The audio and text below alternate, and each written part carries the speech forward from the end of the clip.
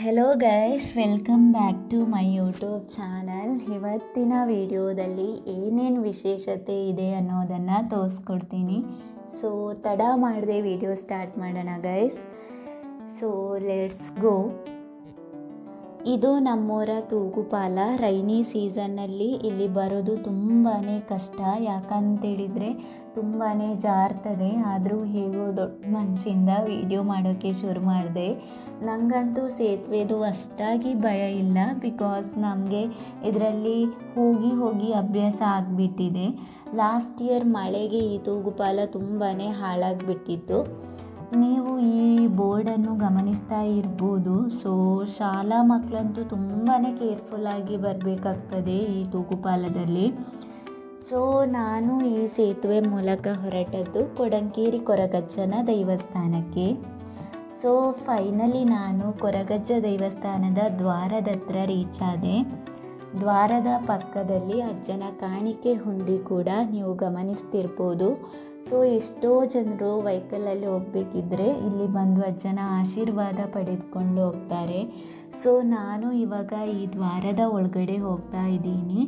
So finally ನಾನು ಅಜ್ಜನ ದೇವಸ್ಥಾನಕ್ಕೆ ರೀಚ್ ಆದೆ.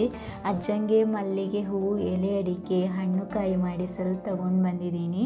ಆಮೇಲೆ ಹಣ್ಣು ಕಾಯಿ ಎಲ್ಲ ಮಾಡಿಸಿ ಅಜ್ಜನ ದರ್ಶನ ಪಡೆದುಕೊಂಡೆ. ಪ್ರತಿ ಸಂಕ್ರಮಣದಂದು ಇಲ್ಲಿ ಅಗಿಲು ಸೇವೆ ನಡೀತದೆ. ನನ್ನ ಪ್ರತಿ ಸುಖ ದುಃಖದಲ್ಲೂ ಕೈ ಹಿಡಿದ ನನ್ನ ಅಜ್ಜನ ಆಶೀರ್ವಾದ ಪಡೆದ ಸಂತೋಷ ಮತ್ತು ನೆಮ್ಮದಿ ನನಗೆ ಸಿಕ್ತು. ಸೊ ಅಜ್ಜನ ಕೃಪೆ ಎಲ್ಲರ ಮೇಲಿರಲಿ ಅಂತ ನಾನು ಬೇಡ್ಕೋತೀನಿ. ನಾನಂತೂ ಹೆಚ್ಚಾಗಿ ಇಲ್ಲಿಗೆ ಬಂದ್ಕೊಂಡಿರ್ತೀನಿ. ನೆಕ್ಸ್ಟ್ ಇಲ್ಲಿ ಫುಲ್ ವಿಡಿಯೋ ನಾನು ಖಂಡಿತವಾಗಿಯೂ ಮುಂದಿನ ದಿನಗಳಲ್ಲಿ ಹಾಕ್ತೀನಿ ಆಯಿತಾ. ಸೊ ನೆಕ್ಸ್ಟ್ ಇಲ್ಲಿ ಊಟ ಮಾಡಿಕೊಂಡು ನಾನು ನನ್ನ ಮನೆ ಕಡೆ ಹೊರಟೆ. ನಾನು ಮನೆಗೆ ಬಂದು ಸ್ವಲ್ಪ ಹೊತ್ತಾದಮೇಲೆ ಒಂದು ಬಟರ್ ಫ್ರೂಟ್ ಗಿಡ ಇತ್ತು. ಸೊ ಅದನ್ನು ನೆಡುವ ಅಂತ ಹೇಳಿ ಹೊರಟೆ. ಸೊ ಇವಾಗ ನಾನು ತೋರಿಸ್ತಿರೋದು ನಾವೇ ಗ್ರಾಫ್ಟ್ ಮಾಡಿರೋ ಬಟರ್ ಫ್ರೂಟ್ದು ಗಿಡ. ನಮ್ಮ ಮನೇಲಿ 3 ಇದರದೇ ಮರಗಳಿವೆ. ಅದು ನಾವು ಅದರ ಬೀಜ ಹಾಕಿ ಗಿಡ ಮಾಡಿರೋದು. ಈ ರೀತಿ ಮಾಡಿದಾಗ ಅದು ಕಾಯಿ ಬಿಡಲಿಕ್ಕೆ ಸ್ವಲ್ಪ ಜಾಸ್ತಿ ಟೈಮ್ ಹಿಡಿತದೆ. ಒಂದು ಗಿಡ ನೆಟ್ಟು ತುಂಬ ಟೈಮ್ ಆಗಿತ್ತು ಆ್ಯಂಡ್ ಅದರಲ್ಲಿ ಫ್ರೂಟ್ಸ್ ಕೂಡ ಆಗ್ತಿದೆ. ಸೊ ಅದರಿಂದ ಒಂದು ಒಳ್ಳೆ ಗಿಲ್ಲನ್ನು ತಗೊಂಡು ಗ್ರಾಫ್ಟ್ ಮಾಡಿರೋ ಗಿಡ ಇದು. ಸೊ ಹೀಗೆ ಮಾಡಿದಾಗ ಗಿಡ ಬೆಳೆದು ಬೇಗನೆ ಹಣ್ಣು ಕೊಡ್ತದೆ. ಸೊ ಗೈಸ್, ನೀವು ಟ್ರೈ ಮಾಡಿ ನೋಡಿ. ಸೊ ನಾವಿವಾಗ ಇದಕ್ಕೆ ಸಣ್ಣ ಗುಂಡಿ ತೆಗೆದು ಗಿಡವನ್ನು ನೆಡ್ತಾ ಇದ್ದೀವಿ. ಇವಾಗ ರೈನಿ ಸೀಸನ್ ಅಲ್ವಾ ಗೈಸ್. ಸೊ ಇದು ಒಳ್ಳೆ ಟೈಮ್, ಗಿಡಗಳು ಬೇಗನೆ ಚಿಗುರಿಕೊಳ್ತವೆ. ಇದಾದಮೇಲೆ ಹಲಸಿನಕಾಯಿ ಸೊಂಬಳಿ ಮಾಡುವ ಅಂತ ಸ್ವಲ್ಪ ಬೆಳೆದಿರೋ ಹಲಸಿನಕಾಯಿಗಳನ್ನ ತಗೊಂಡು, ತುಂಬಾ ಬೆಳೆದೋಗಿದ್ರೆ ಅದು ಸಿಹಿ ಬರ್ತದೆ, ಆವಾಗ ತಿನ್ನಲಿಕ್ಕೆ ಅಷ್ಟೊಂದು ಇಷ್ಟ ಆಗಲ್ಲ. ಸೊ ಈ ರೀತಿ ಸ್ವಲ್ಪ ಬೆಳೆದಿರೋ ಕಾಯನ್ನು ತಗೊಂಡು ಇವಾಗ ಮಿಕ್ಸಿ ಜಾರಿಗೆ ತೆಂಗಿನ ತುರಿ, ಕಟ್ ಮಾಡ್ಕೊಂಡಿರೋ ಈರುಳ್ಳಿ, ಒಂದು 10 ಸಣ್ಣ ಮೆಣಸು, ಕೊತ್ತಂಬರಿ, ಜೀರಿಗೆ, ಬೆಳ್ಳುಳ್ಳಿ ಹಾಗೆ ಅರಿಶಿನ ಪುಡಿ ಹಾಕಿ ಗ್ರೈಂಡ್ ಮಾಡ್ಕೋಬೇಕು. ನೆಕ್ಸ್ಟ್ ಒಂದು ಪಾತ್ರೆಯಲ್ಲಿ ನೀರಿಟ್ಟು ಅದಕ್ಕೆ ಹಲಸಿನ ತೋಳೆಗಳನ್ನು ಹಾಕಿ, ಇದು ಬೆಂದ ಮೇಲೆ ಅದಕ್ಕೆ ಹಲಸಿನ ಬೀಜವನ್ನು ಹಾಕಿ ಉಪ್ಪು ಹಾಕಿ ಮುಚ್ಚಿಡಿ. ಸೊ ಇವಾಗ ಇದೆರಡು ಚಂದ ಬೆಂದಾದ ಮೇಲೆ ಇದಕ್ಕೆ ರುಬ್ಬಿಕೊಂಡಿರುವ ಮಿಶ್ರಣವನ್ನು ಸೇರಿಸಿ ಹಾಗೆ ಬೇಯಲಿಕ್ಕೆ ಬಿಡಿ. ಫೈನಲಿ ಇವಾಗ ಇದು ರೆಡಿ ಆಗಿದೆ. ಇವಾಗ ಇದನ್ನು ಚೆನ್ನಾಗಿ ಮಿಕ್ಸ್ ಮಾಡ್ಕೋಬೇಕು.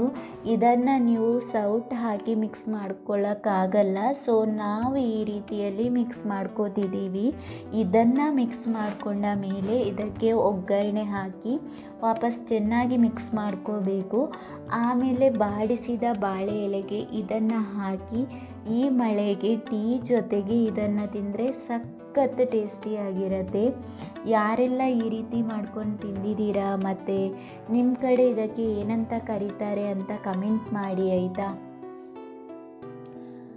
ನೆಕ್ಸ್ಟ್ ಬನ್ನಿ ಗೈಸ್, ಇದು ಏನಂತ ಎಲ್ರಿಗೂ ಗೊತ್ತಲ್ವಾ, ಇದುವೇ ನುಗ್ಗೆ ಸೊಪ್ಪು. ಕಣ್ಣಿನ ಆರೋಗ್ಯಕ್ಕೆ ಮತ್ತು ಐರನ್ ಆ್ಯಂಡ್ ಕ್ಯಾಲ್ಸಿಯಮ್ಗೆ ಇದು ತುಂಬಾ ಒಳ್ಳೆಯದು. ಹಾಗಂತ ಜಾಸ್ತಿ ತಿಂದರೆ ಹೀಟ್ ಆಗ್ಬೋದು, ಸೊ ಮಿತವಾಗಿರಲಿ.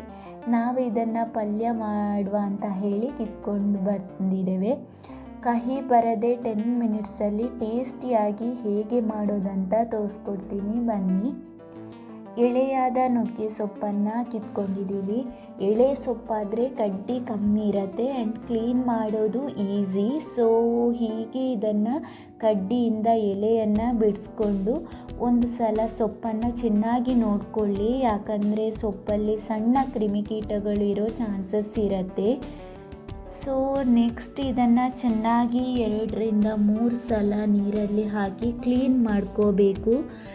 ನೆಕ್ಸ್ಟ್ ಒಂದು ಪಾತ್ರೆಗೆ ಎಣ್ಣೆ ಹಾಕಿ ಅದು ಬಿಸಿ ಆದಮೇಲೆ ಅದಕ್ಕೆ ಬೆಳ್ಳುಳ್ಳಿ, ಸಾಸಿವೆ, ಈರುಳ್ಳಿ ಮತ್ತು ಕಾಯಿ ಮೆಣಸು ಹಾಕಿ ಸ್ವಲ್ಪ ಫ್ರೈ ಮಾಡ್ಕೊಂಡ್ಮೇಲೆ ನುಗ್ಗೆ ಸೊಪ್ಪನ್ನು ಅದಕ್ಕೆ ಹಾಕಿ ಸ್ವಲ್ಪ ಹಾಗೆ ಮಿಕ್ಸ್ ಮಾಡಿಕೊಳ್ಳುವ.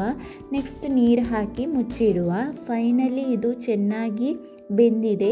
ಇದಕ್ಕೆ ಹುಳಿ ಮತ್ತು ಉಪ್ಪು ನೀರು ಹಾಕಿ ಮತ್ತೆ ಮುಚ್ಕೊಳ್ಳುವ. ನೆಕ್ಸ್ಟ್ ಕುಚ್ಚಲಕ್ಕಿಯನ್ನು ಒಂದು ಪ್ಯಾನ್ಗೆ ಹಾಕಿ ಹುರಿದಿಟ್ಕೊಳ್ಳುವ. ಈಗ ಈ ಹುರಿದಿಟ್ಟ ಕುಚ್ಚಲಕ್ಕಿಯನ್ನು ಮಿಕ್ಸಿ ಜಾರ್ಗೆ ಹಾಕಿ ಪುಡಿ ಮಾಡಿಕೊಳ್ಳುವ. ನೆಕ್ಸ್ಟ್ ಅದೇ ಪ್ಯಾನ್ಗೆ ತೆಂಗಿನಕಾಯಿ ತುರಿ ಹಾಕಿ ಸ್ವಲ್ಪ ಫ್ರೈ ಮಾಡಿಕೊಳ್ಳುವ. ನೆಕ್ಸ್ಟ್ ಈ ಫ್ರೈ ಮಾಡಿರುವ ತೆಂಗಿನ ತುರಿಯನ್ನು ಇದಕ್ಕೆ ಹಾಕಿ ಆಮೇಲೆ ಅಕ್ಕಿ ಹುಡಿಯನ್ನು ಹಾಕಿಕೊಂಡು ಅದಕ್ಕೆ ಸ್ವಲ್ಪ ಜೀರಿಗೆ ಪುಡಿ ಹಾಕಿ ಮಿಕ್ಸ್ ಮಾಡಿಕೊಳ್ಳುವ.